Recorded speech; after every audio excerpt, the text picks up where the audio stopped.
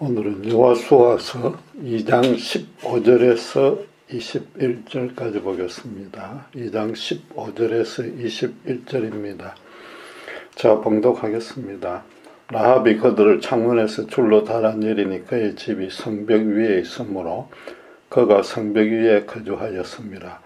라합이 그들에게 이르되 두렵건대 뒤쫓는 사람들이 너희와 마주칠까 하노니 너희는 산으로 가서 거기서 사흘 동안 숨어 있다가 뒤쫓는 자들이 돌아간 후에 너희의 길을 갈지니라. 그 사람들이 그에게 이르되 내가 우리에게 서약하게 한 이 맹세에 대하여 우리가 허물이 없게 하리니 우리가 이 땅에 들어올 때에 우리를 달아내린 창문에 이 붉은 줄을 매고 내 부모와 형제와 내 아버지의 가족을 다 내 집에 모으라.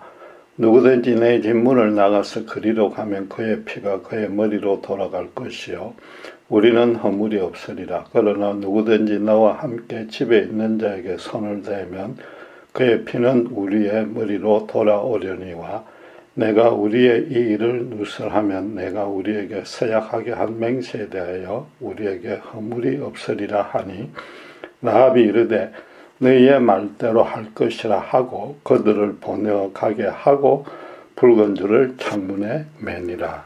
아멘.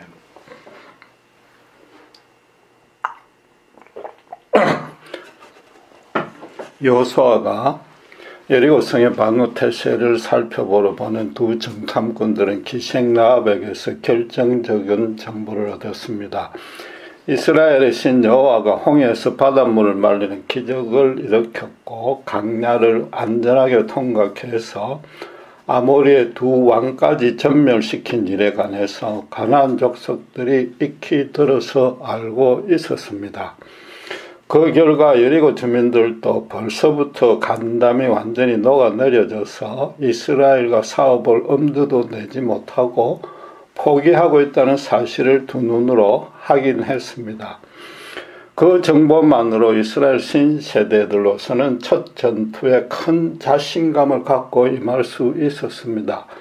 여리고성의 엄청난 승리에 라합이 1등 공신인 셈입니다. 그렇다고 여리고에게 겁먹을 필요가 없다는 단순한 그 격려 하나 때문만이 아니었습니다. 그녀가 여리고 전투에 기여한 측면들을 자세히 살펴보면 오늘날 신자들이 반드시 본받아야 될 믿음의 헌신이 있었습니다.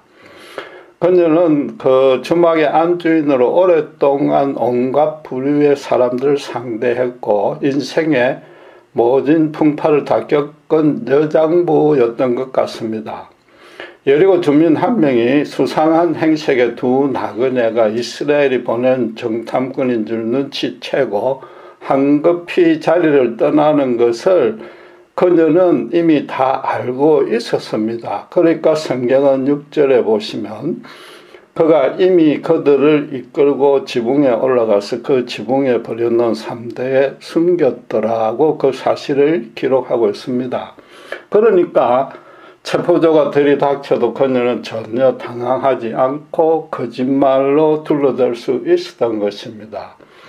일단 4절에 보면 어느 나라에서 보냈는지는 몰라도 외지인 두 사람이 왔었다는 사실은 인정해 주었습니다. 그러나 5절에서 성문이 닫기 전에 떠났으니 급히 따라가면 충분히 따라잡을 수 있을 것이라는 충고까지 해주었습니다. 이는 참으로 놀라운 지혜입니다. 어지간 남자들도 갖지 못하는 담대함은 물론이고 노련함이 아주 돋보입니다. 군인들도 자기 말을 온전히 믿게끔 대화를 이끌어가고 있는 겁니다. 수상한 사람 두 사람이 온 것은 사실이라고 순순히 시인하고서는 그들이 성문이 닫히기 전에 서둘러서 떠났다고 말했습니다. 이게 정탐꾼이 틀림없을 것이라는 의미인 것이므로 군인들로서는 그녀를 의심하지 않고 말한 그대로 믿어준 것입니다. 거기다가 어서 빨리 따라가면 체포할 수 있을 것이라고 말해 주었으니까 군인들이 다른 가능성은 생각할 필요도 없이 곧바로 추격에 나서게 만든 겁니다. 그러나 정탐꾼은 아무리 따라가봐야 집에 머물러 있으니까 허사합니다. 여리고 성과 이스라엘이 짐치고 있는 곳을 나누는 경계가 요단강인데 그곳 나루트까지 추격조가 갔다 오는 시간이 꽤 걸린다는 것까지 감안한 것입니다. 그동안에 두 사람을 다른 길로 피신시킬 여유를 본 것입니다. 추격대가 나루트까지 가서도 정탐꾼을 발견하지 못하면은 이미 강을 건너서 이스라엘 지경으로 완전히 넘어간 것으로 간주하고 추격을 포기할 것입니다. 그럼 어느 누구의 잘못도 아니므로 그녀에게 책임 추궁할 수도 없습니다. 정탐꾼들이 단 들키지 않고 여리고를 빠져나간다면 그렇습니다.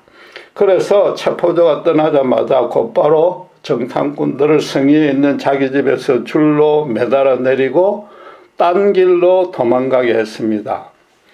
기생집 안에는 여전히 다른 손님들이 남아있을 테니까 정문으로 도망갈 수 없었을 겁니다. 그리고 체포조가 완전히 수색을 포기하도록 다른 사람 눈에 띄지 않게 사흘간 산에 숨어 있다고 가라고 세심하게 16절에서 가르쳐 주었습니다. 그 전에 정탐꾼들과 라합은 서로를 선대해서 목숨을 지켜주기로 약조를 맺습니다.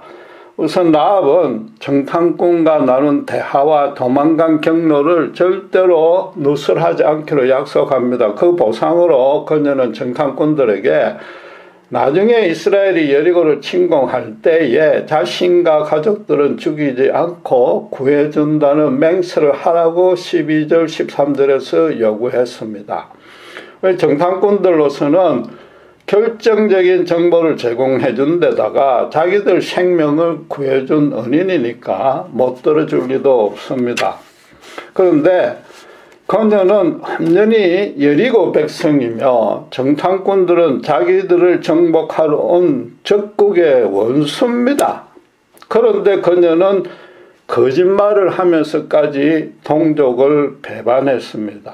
비유를 하자면은 여리고는 지금 완전히 진멸되어 버렸으니까 을사보호조약으로 조선의 국가주권을 일본에 팔아넘긴 이완용이보다 더한 잘못을 저지른 꼴입니다.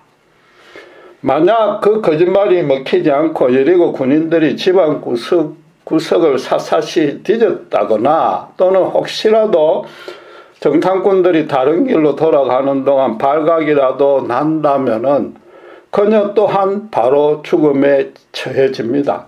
그렇다면은 자기 목숨을 걸 만한 그런 확고한 이유가 있어야만 조국을 멸망하게 만드는 그런 살떨리는 엄청난 마음모험을 할 수 있을 것입니다. 단순히 정탐꾼들이 잡히면 당장 사형에 처하게 될 그 처지가 불쌍해서 구해준 것이 아니라는 뜻입니다.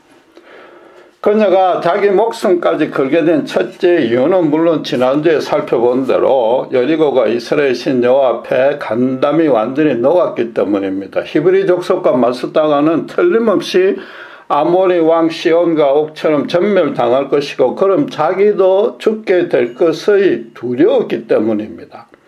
그런데 그런 극도의 두려움은 다른 여리고 사람들도 모두 갖고 있었습니다. 또 그녀처럼 항복하면 살 수 있다는 계산은 누구나 쉽게 할 수 있습니다. 그런데도 아무도 이스라엘에 항복한 자가 없었습니다. 여리고 군대가 아주 살벌하게 감시하고 있었기 때문일 수 있는데 그렇다면 더더욱 여리고 주민의 공포심이 대단했다는 것을 거꾸로 반증하는 셈입니다. 지금 주목할 사항은 8절에 보시면은 그녀가 정탐꾼을 숨기자마자 이스라엘에게 항복할 의사를 밝혔다는 겁니다. 그렇다면은 평소부터 그녀는 그런 생각이 있었다는 뜻이 됩니다. 그녀가 정탐꾼들에게 처음 건넨 말을 다시 한번 살펴보시면은 먼저 9절에서 여호와가 이 땅을 너희에게 주신 줄을 내가 아노라라고 말을 시작해가지고 11절 마지막에 너희의 하나님 여호와는 위로는 하늘에서도 아래로는 땅에서도 하나님이시라고 그 말을 마쳤습니다. 이건 분명히 여호와에 대한 그녀의 신앙을 고백한 겁니다. 특별히 여호와가 하늘에서도 땅에서도 하나님이라고 말했습니다. 하늘은 눈에 보이지 않는 영계이고 땅은 눈에 보이는 현실 세상입니다. 여호와는 그 양쪽을 다 주관 통치하시는 오직 한 분 하나님이시라는 고백입니다. 그 안에 또 다른 여러 의미가 있습니다. 우선 다른 모든 나라의 신들은 여호와의 그 권능에 비추면 완전 유명무실한 존재라는 것입니다. 그래서 땅과 하늘 전체를 결코 통치할 수 없고 자기 나라와 종족만 주관하는 지역신에 불과하다는 겁니다. 반면에 여호와는 히브리 민족만 아니라 모든 나라를 다스리는 신이기에 가나안 지역 신들을 총동원해서 맞선들 승리는 당연히 이스라엘의 것이란 뜻입니다. 애굽의 모든 신들은 물론이고 아모리 두 왕들과 이방 최고 주술사 발람 등 모든 이방 신들이 여호와 앞에서 꼼짝달싹 못하고 전혀 능력을 발휘할 수 없었다는 그 사실을 익히 들어서 알고 있었기 때문입니다. 이 라합의 세상 만사를 판단하는 지혜는 물론이고 영적인 분별력도 아주 뛰어났습니다. 정확히 말해서 그녀 혼자만 가나안 전체에서 똑바로 박힌 영성을 지니고 있었습니다. 다른 사람들도 여호와를 아주 능력이 큰 신이라고 두려워는 했지만은 정확하게 그 특성을 이해하지 못했던 겁니다. 그녀는 무슨 제사장 집안 출신도 아니고 종교나 신학 공부를 한 적도 없습니다. 한갓 아녀자로 기생이었습니다. 고대 기생은 사실은 창녀 역할도 겸했습니다. 그녀는 지금껏 정말로 한많고 비참한 생활을 살아왔습니다. 남자들의 하루 저녁 성적인 놀이객감이 되는 것 말고는 그녀가 할 수 있는 일은 하나도 없었습니다. 자기 자신을 위해서 가치와 보람을 누릴 수 있는 삶을 살 수조차 없었습니다. 눈만 뜨면 지긋지긋한 똑같은 일상이 기다리고 있고 저녁에는 아무 생각 없이 파김치가 된 육신을 침상에 던지는 것이 자기가 할 수 있는 유일한 일이었습니다. 요컨대 살아도 산 것이 아니라 죽은 것과 똑같고 아니 차라리 죽어서 이 땅에서 없어지는 게 훨씬 더 나을 것 같은 하루하루를 살아왔던 겁니다. 그런데 막상 목숨을 끊으려니까 죽은 후 하늘에서도 아무 의미가 없을 뿐 아니라 그동안 지은 자가 너무 많아 신의 저주를 받을 것이 확실해서 죽을 수도 없습니다. 그렇게 겨우 연명하고 있던 차에 정말로 희한한 소식이 하나 들려왔습니다. 애굽에서 400년간이나 자기처럼 노예로 섬기던 히브리 민족이 애굽을 10번이나 완전히 시체말로 묵사발로 만들고 탈출한 후에 단 한 명의 희생자도 없이 바다를 마른 땅으로 건넜다는 겁니다. 나아가 먹고 마실 것 하나 없는 강야를 그 많은 백성들이 40년간을 방황했어도 강건하게 생존해 남아서는 아모리 두 왕까지 전멸시켰다는 겁니다. 말하자면 히브리인들의 신은 지금껏 모든 나라의 모든 신들과는 전혀 달랐던 겁니다. 그녀는 도대체 그 신이 어떤 신인지 알고 싶고 그 신의 보호와 인도를 받고 있는 히브리 민족이 너무 부러워졌을 겁니다. 자기도 그런 신을 섬길 수 있으면 얼마나 좋을까 막연한 소망도 생겼을 겁니다. 자기는 죽음 마땅한 천하의 초약한 죄인이었고 그런 심판을 받아도 모두가 당연하다고 여길 그런 기구한 인생이었지 않습니까? 가장 신다운 신인 여호와에게 뭔가 구원의 길이 있거나 최소한 자기 인생에 대한 큰 위로라도 얻을 수 있으면 여한이 없겠다는 그런 신랄 같은 기대를 가졌을 겁니다. 그런데 놀랍게도 어느 날 그 히브리 민족의 정탐꾼이 아무 예고 없이 자기 눈앞에 나타난 겁니다. 도무지 소망이라는 건 없이 비천한 창녀로 살다가 죽을 수밖에 없다고 포기하고 있던 그녀의 인생에 아주 희미하게나마 한 줄기 빛이 비치는 것 같았을 겁니다.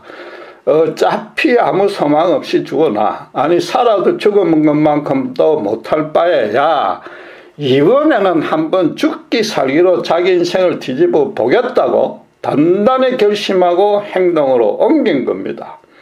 조금이라도 삐끗하면 바로 죽음으로 내몰리는 일생일대의 몸을 결행한 겁니다. 그녀의 그런 목숨을 건 결단이 자신과 두 정탐꾼의 목숨만 살린 것이 아닙니다. 여리고성의 전투의 성패 자체를 그녀가 완전히 갈랐다고 해도 결코 과언이 아닙니다.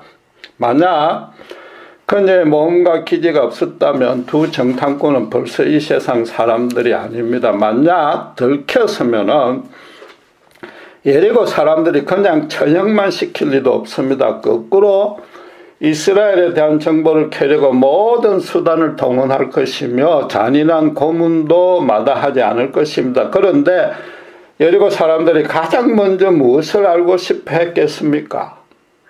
이스라엘 군대의 숫자는 많고 애국과 아말렉과 미디안과 아모리 족속을 패배시킨 사실도 이미 다 알고 있습니다. 그들의 입장에서 유추해보면은 최고로 궁금했을 한 가지 사항이 있습니다. 소문으로만 듣던 그 나이든 선지자 모세가 아직 살아있는지 그게 궁금했을 겁니다. 모세는 아모리 두 왕을 전멸시킬 때까지 지휘하다가 가나안 땅이 멀리 보이는 곳에서 죽어서 이름 모를 곳에 묻혔습니다. 이슬신 장군의 노량 전투에서 보듯이 고대 총사령관은 자신의 죽음을 적군에게 비밀로 붙입니다. 아직 모세의 죽음까지는 가나안 족속들이 몰랐을 겁니다. 만약 그 노인이 살아있다면 싸워봐야 아무 소용이 없다고 지레 포기할 수밖에 없습니다. 성경이 발람의 사건을 그렇게 길게 기록한 이유를 아셔야 됩니다. 발락이 당시에 가장 영합했던 주술사 발람에게 백지수표를 제시해가면서까지 이스라엘을 저주해달라고 매달렸습니다. 각 민족 신들의 대결인 고대 전쟁의 승패는 결국 그 신을 섬기는 선지자들과 제사장들에 의해서 결정되기 때문입니다. 다 같은 사탄의 종들임에도 자기에게 치성과 재물을 많이 바치는 나라에게 사탄이 능력을 발휘해서 승리를 안겨다 주는 겁니다. 만약 두 정탐꾼이 잡혀서 이레고 군대 고문에 못 이겨서 모세가 벌써 죽었다는 사실을 알게 된다면은 여리고성 전투의 양상은 전혀 다르게 전개되었을 겁니다. 절대로 그들이 성문을 굳게 걸어 잠그고 가만히 있지 않고 죽음을 각오하고 응전하러 나왔을 겁니다. 물론 이스라엘이 여호와의 도움으로 승리는 하겠지만 사상자가 만만치 않게 나왔을 겁니다. 결국 기생라합의 담대한 결단이 이스라엘에게 한 명의 희생자도 없는 완벽한 승리를 가져다 준 것입니다. 계속해서 강조해왔듯이 그 성을 돌 때 이스라엘 백성들의 간절한 기도 때문이 아닌 겁니다. 요컨대 기생라합이 자기 목숨까지 바쳤기에 이스라엘 백성의 목숨도 구원받은 겁니다. 한 명이 죽어서 200만 명이 살았습니다. 말하자면 하나님이 예수님의 십자가 대속의 은혜로만 이 땅의 죄인들을 다스린다는 원리가 이때에도 이미 그곳에 실현된 겁니다. 그 사실을 본문도 분명히 증언하고 있습니다. 바로 21절에 보시면은 그들을 보내어 가게 하고 붉은 줄을 창문에 매니라는 말씀입니다. 아마도 성벽 위에 비슷한 모양의 집들이 여러 채 있었던 것 같습니다. 정탐꾼들이 그녀와 약조한 대로 이스라엘이 나중에 전투를 치를 때에 쉽게 구별해서 살려주기 위한 조치입니다. 그런데 그녀의 집이 성벽의 위에 있으니까 붉은 줄은 성간 주민이라면 누구나 명확히 볼 수 있고 또 그게 라합의 집인 줄 모르는 주민은 한 명도 없습니다. 그런데 그 줄을 매단 시점이 언제입니까? 본문 21절에 보면은 그들을 보내어 가게 하고 줄을 달았다고 말하니까 정탐꾼이 도망한 직후인 것 같습니다. 그런데 또 18절에서는 두 정탐꾼이 우리가 이 땅에 들어올 때 매달라고 말했습니다. 어쨌든 이스라엘이 성 주위를 도는 행진을 하기 전에는 매달았고 완전히 함락될 때까지니까 최고로 짧게 잡아도 일주일 이상을 달아놓았습니다. 이스라엘의 정탐꾼들이 그 집에 들렀다는 것은 분명한 사실이고 라합도 인정했는데 그들이 떠난 후에 빨간 줄이 달렸습니다.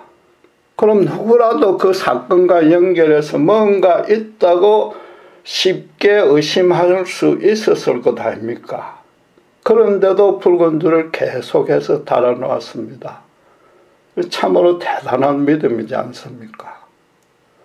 그런데 마침 지난주에 제가 미국 텔레비에서 영화 한 편을 봤는데 이와 비슷한 장면이 나왔습니다. 회사에 중력인 여성이 밤중에 혼자서 출장 가려고 시골길로 차를 몰고 공항으로 가는데 엄청난 폭설이 내렸습니다. 차가 미끄러져 길가 낮은 곳에 눈이 많이 쌓인 것으로 완전히 빠져버렸습니다. 차는 꼼짝달싹도 하지 않고 여자 혼자 힘으로 끌어올릴 수도 없었고 한적한 시골이라 셀폰도 터지지 않았습니다. 지나가는 차들도 거의 없는 데다가 길에서는 그곳에 차가 빠졌는지 보이지도 않았습니다. 자칫 차 안에서 얼어 죽을 판이 됐습니다. 결국 그녀는 부끄러움을 무릅쓰고 트렁크에서 자신의 빨간색 속옷을 꺼내가지고 트렁크에 달린 그 차 뒤에 달린 라디오 안테나에 걸었고 지나가던 경찰이 그 빨간 옷을 보고 눈에 잘 띄니까 구해 주었습니다. 제 나름대로 추측건데 정탐꾼과 라합도 그런 기질을 발휘했던 것 같습니다. 기생은 채색 옷을 많이 입기에 항상 그런 옷을 입기에 길다란 빨간 옷이나 수건 같은 것이 분명히 있었을 것이며 마치 빨래 널듯이 달아 놓았을 겁니다. 그래도 혹시라도 의심하면 들키는데 그걸 무릅쓰고 달아놓은 것입니다. 두 정탐꾼이 라합에게 맹세할 때 지시한 내용을 다시 한번 보십시오. 18절 19절에 우리를 달아내린 창문에 이 붉은 줄을 메고 내 부모와 형제와 내 아버지의 가족을 다 내 집에 모으라. 누구든지 내 집 문을 나가서 그리로 가면 그의 피가 그의 머리로 돌아갈 것이요 우리는 허물이 없으리라. 어디선가 많이 익숙한 말씀 같지 않습니까? 이스라엘이 애굽을 탈출하던 날 밤에 여호와가 죽음의 사자를 보내면서 출애굽기 12장 21절 23절에 하신 그 지시와 똑같습니다. 모세가 이스라엘 모든 장로를 불러서 그들에게 이르되 너희는 나가서 너희의 가족대로 어린 양을 택하여 유월절 양으로 잡고 우슬초 묶음을 가져다가 그릇에 담은 피에 적셔서 그 피를 문 임방과 좌우 설주에 뿌리고 아침까지 한 사람도 자기 집 문 밖에 나가지 말라. 여호와께서 애굽 사람들에게 재앙을 내리려고 지나가실 때에 문 임방과 좌우 문 설주의 피를 보시면 여호와께서 그 문을 넘으시고 멸하는 자에게 너희 집에 들어가서 너희를 치지 못하게 하실 것임이니라.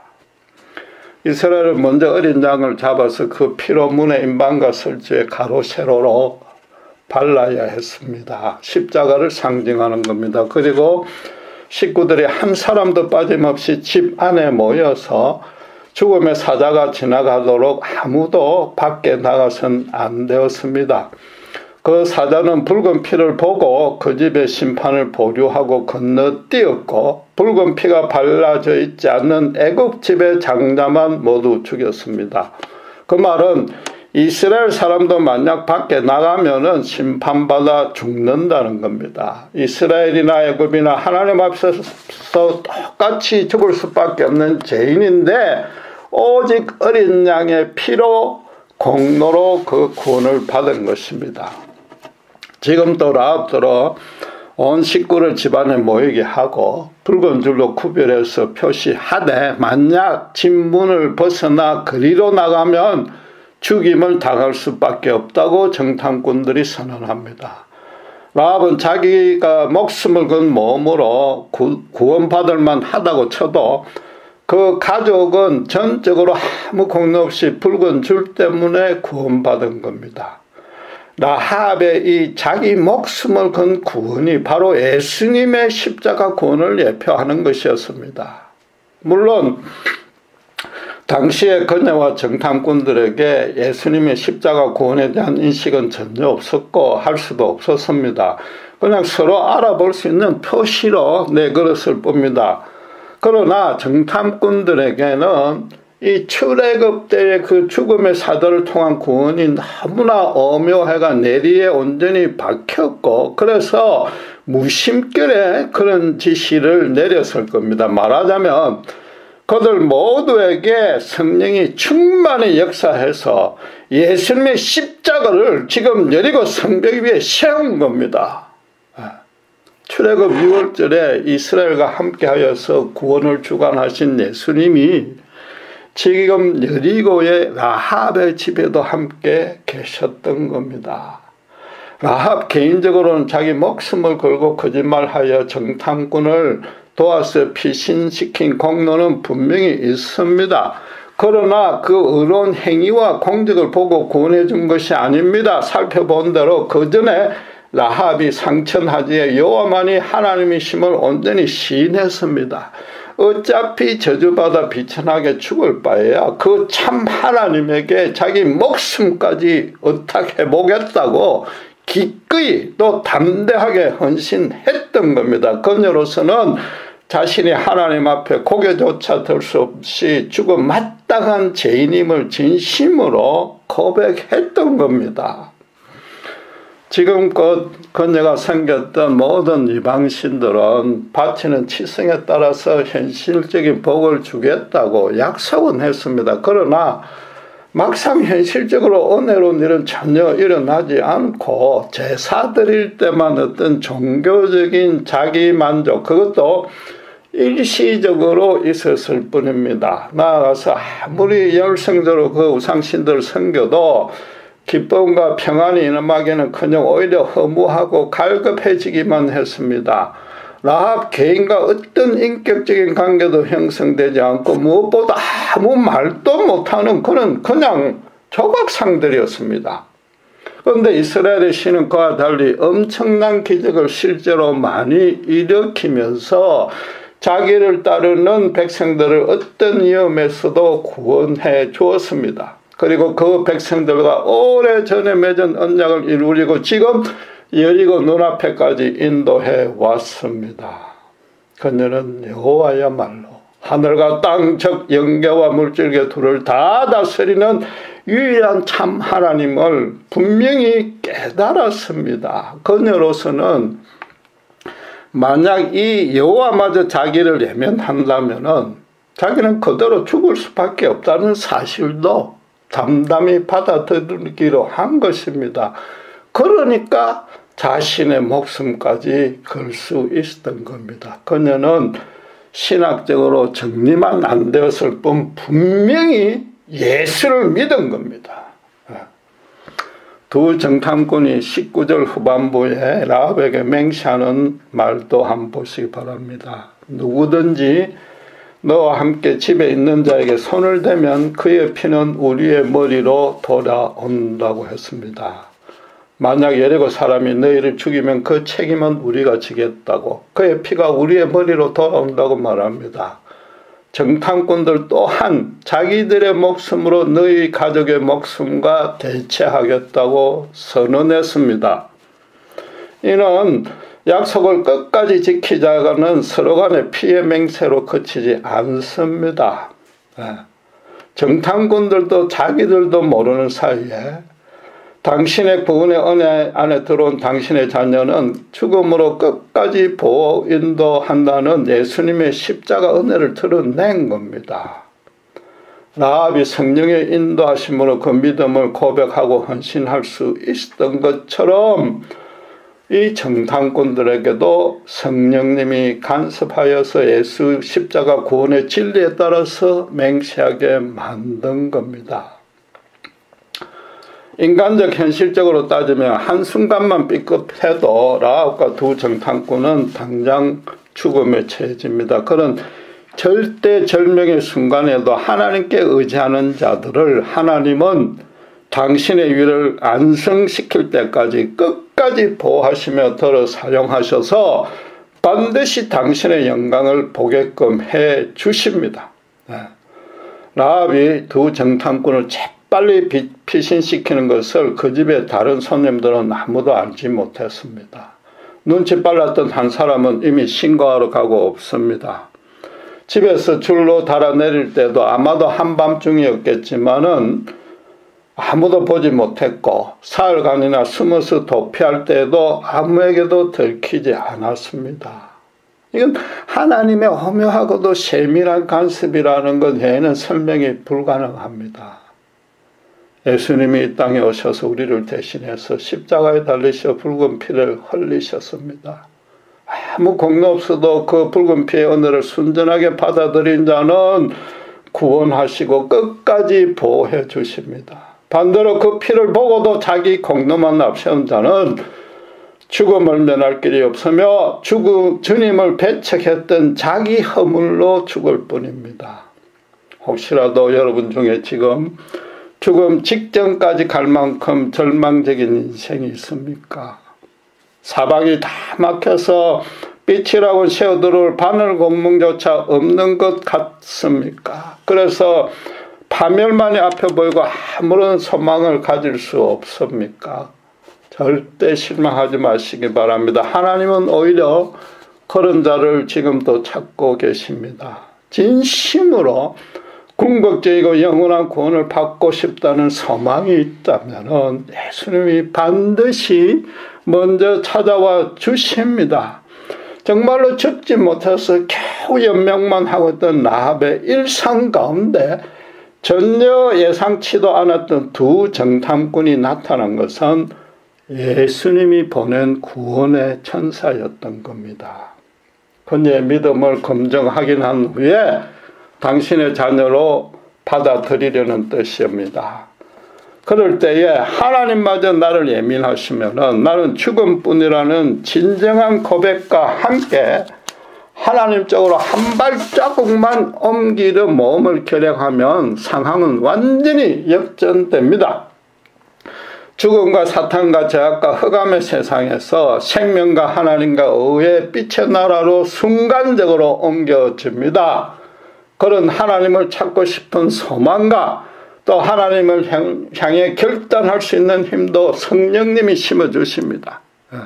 대신에 기생 라합처럼 평소에 죄로 타락한 세상에서 아무 소망을 찾지 못하는 대신에 그 세상을 분노와 안타까움을 품고 바라보면서 정말 하나님께 인정받는 어려운 인생이 되고 싶다는 소원은 갖고 있어야 됩니다. 그녀가 매일 밤 출구가 없는 절망 가운데 눈물로 지새며 처절하게 영적인 실험을 했기에 이 본문 같은 목숨을 건 헌신이 가능했던 겁니다. 그 필연적인 결과로 성벽 위에 있던 그녀의 집은 여리고 성이 완전히 무너질 때 함께 땅에 흔적도 없이 파묻혔을 겁니다. 아무런 의미와 기쁨도 없던 여리고의 기생 라합도 그 자리에 함께 묶이고 붉은 줄로 구원받아서 여호와의 충성된 여종 라합으로 거듭난 것입니다. 예수님의 십자가 보혈의 권능은 조금 더 나은 인생으로 바꿔주는 정도가 아니라 이전과 전혀 다른 새로운 인생으로 태어나게 해주는 겁니다. 우리 신자는 이미 그런 하나님의 자녀가 되었습니다. 남은 일은 세상 앞에 라합처럼 예수님의 십자가 붉은 줄을 내거는 겁니다. 모든 이로 자신이 예수 믿는 신자인 줄 알게 그 삶에서 어떤 방식으로든 드러내야 합니다. 그들과 달리 하나님의 참 생명으로만 자기 인생을 아름답고도 거룩하게 이끌고 있음을 주변의 모든 사람들이 쉽게 확인할 수 있게끔 해야 됩니다. 문제는 붉은 줄을 그는 순간 자동적으로 세상으로부터 그에 상응하는, 즉 피까지 흘려야만 되는 그런 반발과 멸시와 음해와 핍박은 당연히 따라옵니다. 주님께서도 당신을 따르는 제자들은 반드시 환난을 당하기 마련이라고 선포했습니다. 그럼에도 당신께서 이미 십자가에서 다 승리했기에 담대하라고 명했습니다. 당신의 독생자까지 우리를 위해 내어주신 하나님이 반드시 모든 좋은 것으로 우리를 채워주시기 때문입니다.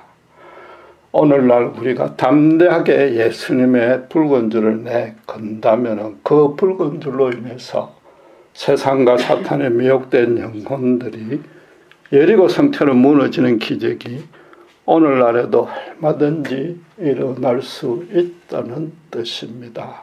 기도하겠습니다.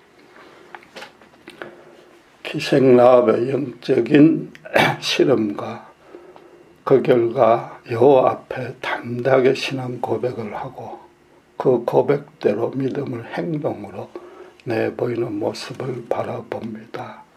한갓 아내자 기생이 소망이라고는 하나도 없이 정말로 비천하고 비천한 인생을 사는 그녀에게도 하나님은 엎드러진 물같은 인생을 당신 안에서 영광스러운 여정으로 바꾸심을 봅니다. 정말 우리가 믿는다 하면서도 이 기생라합 무엇보다도 못한 믿음 가운데 있음을 되돌아볼 때에 다시 한번 예수님의 십자가 앞에 우리 자신을 바로 세우고 라합처럼 당당하게 자기 목숨까지 내걸며 예수님의 붉은 줄을 우리 삶에 내걸 수 있는 자가 될 수 있도록 우리를 들어 사용하여 주시옵소서.